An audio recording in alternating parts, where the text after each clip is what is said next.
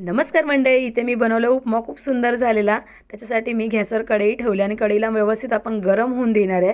इथे मी रेडी करून घेतलं सर्व, कांदा चॉप करून घेतला आहे, टोमॅटो, मिरची, शेंगदाणे, कढीपत्ता, उडदाची डाळ आणि बारीक चॉप केलेली कोथिंबीर। इथे कढईमध्ये मी तेल टाकलं आहे आणि तेलामध्ये उडदाची डाळ टाकून व्यवस्थित आपल्याला डाळीला कलर चेंज होईपर्यंत आपल्याला फ्राय करून घ्यायचं। पाहू शकता मस्त असा कलर चेंज झाला आहे।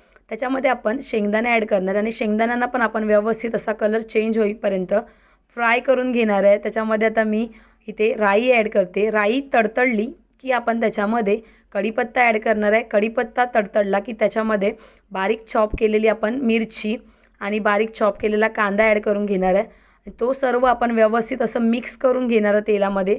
आता इथे बारीक चॉप केलेला आपण टोमॅटो ॲड करून घ्यायचा आहे आणि त्याच्यामध्ये व्यवस्थित मिक्स करून घ्यायचं आहे। आता चवीनुसार मीठ ॲड केलं आहे आणि मिठामुळे कांदा पटकन शिजायला मदत होते आणि व्यवस्थित असं आपण कांदा टोमॅटो सगळं मिक्स करून घेणार आहे। आता इथे मी रवा ॲड केला आहे, तो रवा पण आपल्याला व्यवस्थित मिक्स करून घ्यायचा आहे रव्याचा कलर चेंज होईपर्यंत। पाहू शकता कलर चेंज झाला आहे रव्याचा।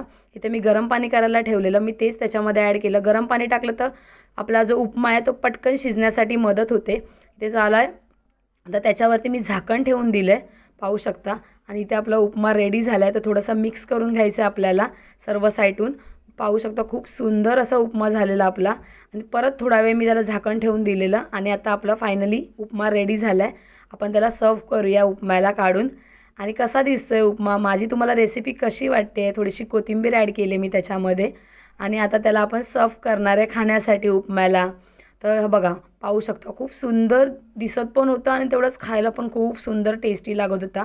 माझी रेसिपी तुम्ही नक्की ट्राय करून बघा। आता इथे मी माझ्या मिस्टरांना खाण्यासाठी दिलं, तर त्यांची रिॲक्शन पाहूया ते काय रिॲक्शन देतात बघा।